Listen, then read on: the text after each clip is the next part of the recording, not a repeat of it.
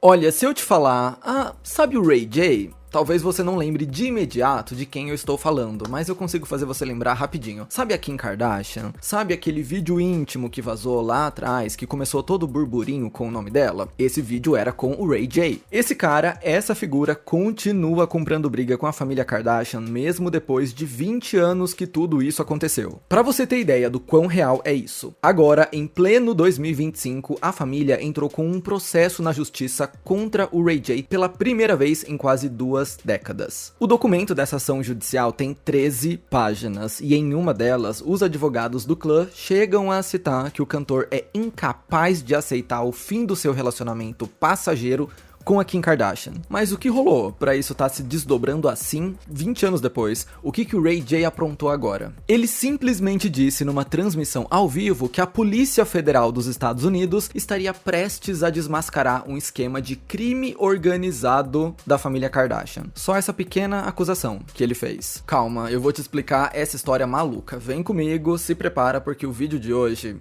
é babado. Tá pegando fogo. Só não esquece de deixar aquele like pra apoiar o conteúdo do canal, de se inscrever. Se você gosta de cultura pop, se inscreve, por favor. A gente tá quase chegando em 500 mil inscritos e o seu cliquezinho aí vai fazer toda a diferença pra mim. E se você puder me seguir nas redes sociais, eu vou ficar muito feliz também, caso você apareça por lá. Eu sou @fefucaires. Pra começar, eu vou fazer um breve resumo do relacionamento deles pra você entender sobre quais circunstâncias aquela fita foi divulgada. A Kim Kardashian e o Ray J se conheceram em 2002, na época em que a Kim ainda trabalhava como estilista para a cantora Brandy, que é irmã do Ray J. Quando eles se conheceram, a Kim ainda estava comprometida com o produtor musical Damon Thomas, que foi o seu primeiro marido, numa história que mais parece um surto, porque a família fez um trabalho tão bom em apagar esse casamento da história que é até difícil achar fotos desse relacionamento. Enfim, foi só em 2003, já divorciada, que a Kim começou a namorar o Ray J, e esse casal ficou firme e forte por 3 anos até terminarem em 2006. Na verdade, firme e forte é uma expressão exagerada, porque esse namoro foi marcado por traições de ambas as partes, segundo o próprio Ray J conta no livro dele de 2012. Ele disse, inclusive, que a Kim começou a trair o seu então marido com ele, aí aconteceu o divórcio e aí eles assumiram o relacionamento. Ou seja, errado do começo ao fim. Mas há controvérsias. Tá. Quando o Ray J voltou a contar essa história das traições no Big Brother Celebridades de 2017, a cantora Stacey Francis, que também estava participando do programa, deu a entender que ele estava aumentando a história pra Kim Kardashian sair tão vilã quanto ele, porque na realidade a Kim era apaixonada e desabou de chorar quando descobriu as traições dele. Isso segundo a Stacey Francis, que era próxima não só da Kim, mas do Ray J e da Brandy também. Ok, eu te falei sobre como esse namoro começou e terminou, mas perceba que eu ainda não falei sobre a infame sextape. Por quê? Porque foi só quando eles já tinham se separado que o escândalo aconteceu. Em 2007, um ano depois do fim do relacionamento, aconteceu a divulgação de uma sextape que continha gravações explícitas do casal durante uma viagem deles a Cabo San Lucas, no México, ainda no primeiro ano de namoro. O conteúdo foi lançado por uma empresa chamada Vivid Entertainment, que alegou ter comprado a fita de terceiros, pela quantia de $1 milhão. Guarda essa informação porque ela é importante pra gente. Ninguém sabe ao certo como essa fita foi parar nas mãos da empresa. A Kim Kardashian, do seu lado, tem a própria teoria sobre como isso vazou. Segundo ela, isso teria acontecido quando o casal se mudou depois da separação. Durante a mudança de casa, algumas caixas com itens pessoais teriam sido enviadas para um depósito e essa fita estaria em uma dessas caixas, que nunca mais foi vista. Como resposta ao vazamento, a Kim entrou com um processo contra a empresa Vivid por invasão de privacidade e por vender esse conteúdo sem o seu consentimento. No fim, eles chegaram a um acordo extrajudicial que dava para Kim uma porcentagem em cima da comercialização dos DVDs, enquanto a empresa continuaria com os direitos de distribuição temporariamente, antes de toda a venda dessas imagens ser proibida de vez. Não sabemos exatamente quanto foi essa quantia que a Kim recebeu, mas os rumores sugerem que pode ter sido até $5 milhões.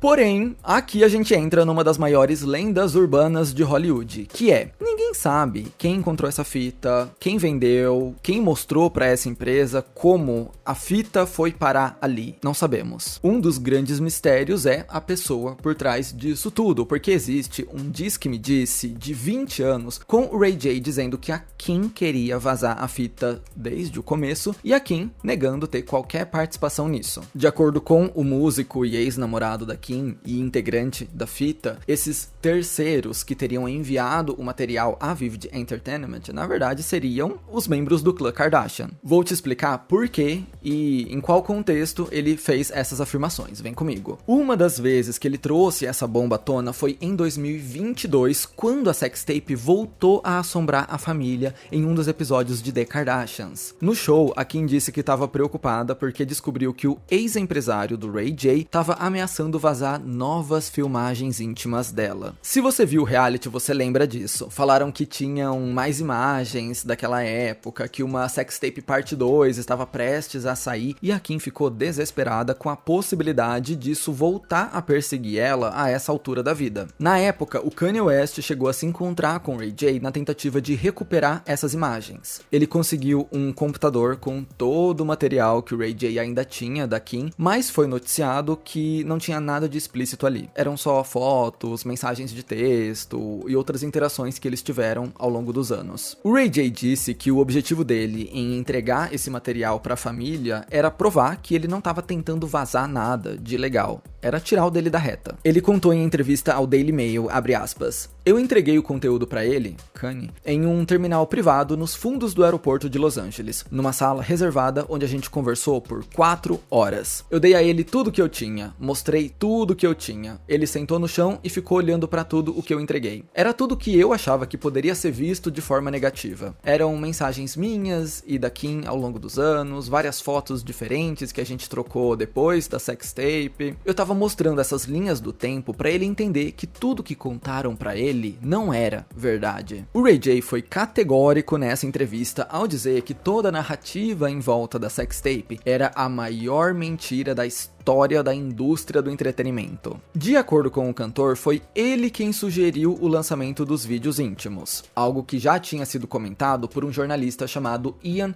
Halperin, que escreveu o livro Kardashian Dynasty. O autor narra na obra que uma pessoa próxima da Kim teria sugerido que, se ela quisesse se tornar famosa como Paris Hilton, ela precisava ter a sua própria sextape. Segundo Ray J, ele implantou essa ideia na cabeça da Kim, que relutou no começo, mas depois acabou topando a ideia e pediu para sua mãe, Kris Jenner, lidar com a logística de lançamento com a Vivid Entertainment. Ele disse que entregou esse computador pro Kanye porque ele não queria mais ser visto como essa assombração que persegue a família, como se ele pudesse fazer mais uma maldade agora e vazar mais coisa agora, porque para começo de conversa ele já não teria vazado nada lá atrás. Ele disse, abre aspas, "A Kim nunca contou pro Kanye, olha, eu lancei uma fita com o Ray J, foi um acordo comercial, nós dois fizemos isso juntos, éramos parceiros de negócio e ainda somos parceiros de negócios, não tenho nenhum problema com o Ray J." E ele continuou dizendo, "Khloe, Kendall, Kylie, Kourtney, elas também não têm a menor ideia de que o vazamento foi uma mentira." Então, recapitulando, o Ray J diz que o vazamento da fita é a mentira mais bem contada da história da indústria, porque foi um acordo entre ele, Kim Kardashian e Kris Jenner, e ninguém mais sabia disso. A própria Caitlyn Jenner, que foi casada com a Kris antes da transição, disse que durante todo o bafafá da fita, a Kris nunca falou nadica de nada sobre isso com ela.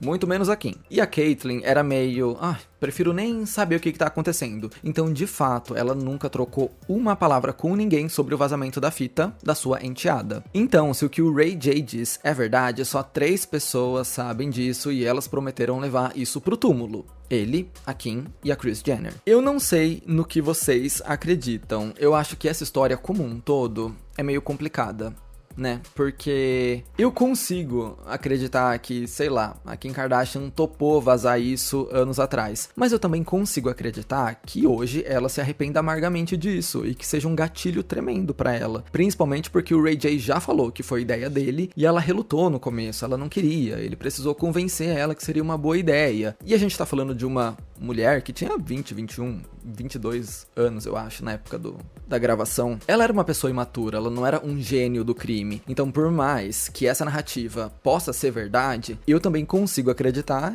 que ela choraria ao descobrir que existem mais imagens por aí. Eu acho que o que incomoda o Ray J nessa história é essa narrativa sobre ele querer vazar mais coisa, porque isso pinta ele como o grande mestre do crime. Mas não sei, gente. Como eu falei, essa é uma grande lenda urbana e ninguém sabe exatamente o que aconteceu. Pra você ver, uma vez a Kris Jenner passou por um detector de mentiras no programa do The Late Late Show e ali ela negou ter qualquer envolvimento com o lançamento da fita da filha. A máquina apontou que ela estava falando a verdade e isso enfureceu o Ray J. O cantor foi até as redes sociais dizer que a Kris não só negociou o lançamento do vídeo, como também pediu para a filha e o então namorado gravarem mais de uma fita, caso ela não considerasse os primeiros vídeos bons o suficiente. No total, teriam sido feitas 3 fitas, como ele mostra em um documento com a escrita da Kim Kardashian. No documento mostrado pelo Ray J, eles negociam o lançamento de 3 materiais: introdução em cabo, sexo em cabo e sexo